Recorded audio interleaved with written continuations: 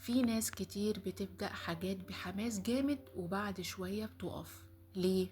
مش علشان مش قادرين، لكن عشان ما عندهمش دافع يكملوا. خليني أسألك سؤال مهم: ايه اللي بيخليك تقوم من سريرك كل يوم؟ ايه اللي بيخليك تكمل رغم التعب؟ لو مش عندك إجابة واضحة يبقى طبيعي جدا إنك تقف في النص.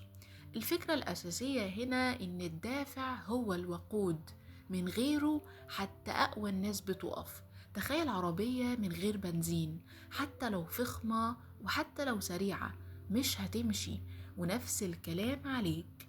المشكلة الكبيرة إن ناس كتير بتستنى الدافع يجي لوحده. بيقولك أنا مش حاسس بحافز، مش جايلي نفس أعمل حاجة. طب ما طبيعي، الدافع مش حاجة بتيجي، الدافع بيتصنع. طيب إزاي تصنع الدافع؟ رقم 1: اربط اللي بتعمله بهدف واضح، ما تشتغلش وخلاص. اسأل نفسك أنا بعمل ده ليه؟ عايز مثلا تحسن حياتك، ولا عايز تساعد أهلك، ولا عايز تثبت لنفسك إنك تقدر؟ كل ما الهدف يكون واضح كل ما الدافع يزيد. 2: افتكر الألم قبل الراحة. ناس كتير بتدور على الراحة السريعة، بس الحقيقة الراحة المؤقتة بتساوي تعب طويل. لو كسلت النهاردة هتتعب بكرة، لو ضغطت على نفسك شوية النهاردة هترتاح بعدين. 3: خلي عندك سبب شخصي، مش عشان الناس، مش عشان المجتمع، عشانك انت. لان اول ما السبب يكون خارجي، اول ما الناس تختفي وانت كمان هتختفي. 4: ما تستناش المزاج، دي اهم نقطة. الناس الناجحة مش شغالة عشان مزاجها حلو، هي شغالة حتى وهي مش عايزة. الدافع الحقيقي هو انك تعمل الحاجة حتى لما مش حابب تعملها.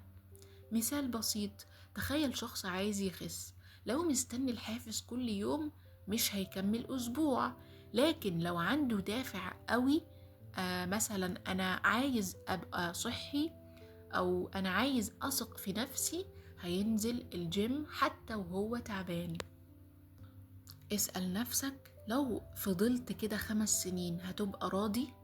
هل اللي بتعمله دلوقتي بيقربك من اللي نفسك فيه، ولا انت بس بتهرب؟ الحقيقة اللي محدش بيقولها: الدافع مش ثابت. هيجي أيام تحس إنك ملك الدنيا، وأيام مش طايق نفسك، وده طبيعي. لأن الفرق بين شخص نجح وشخص فشل إن واحد كمل والتاني وقف. اعمل نظام، مش اعتماد على الدافع، بس بدل ما تقول أنا مستني الحافز، بدلها أنا هشتغل حتى لو مش حاسس بحاجة. خلي عندك روتين، وقت ثابت مثلا للشغل، وقت للتعلم، وقت للراحة. النظام أقوى من الدافع. تخيل النهاية، غمض عينك كده وتخيل نفسك بعد سنة. لو كملت، شوف هتبقى فين. هتبقى شخص مختلف ولا في نفس المكان؟ الصورة دي هي دفعك. جملة لازم تفضل في دماغك: مفيش حد هيجي ينقذك، لو انت ما تحركتش حياتك مش هتتغير. بلاش 3 أخطاء: 1 تستنى الإلهام، 2 تقارن نفسك بغيرك، 3 تبدأ وتسيب بسرعة. ولكن ابدأ وكمل حتى لو ببطء. نصيحة أخيرة: ابدأ بحاجة صغيرة. ابدأ بحاجة صغيرة، مش لازم تعمل كل حاجة مرة واحدة. اقرأ مثلا 10 دقايق، أو اشتغل ساعة، أو اتعلم حاجة بسيطة. التراكم هو السر. وفي النهاية الدافع مش رفاهية، الدافع ضرورة. لو عندك دافع هتوصل، لو ما عندكش هتفضل تايه. فاسأل نفسك من دلوقتي أنا بعمل ده ليه؟ ولما تلاقي الإجابة امسك فيها وما تسيبهاش.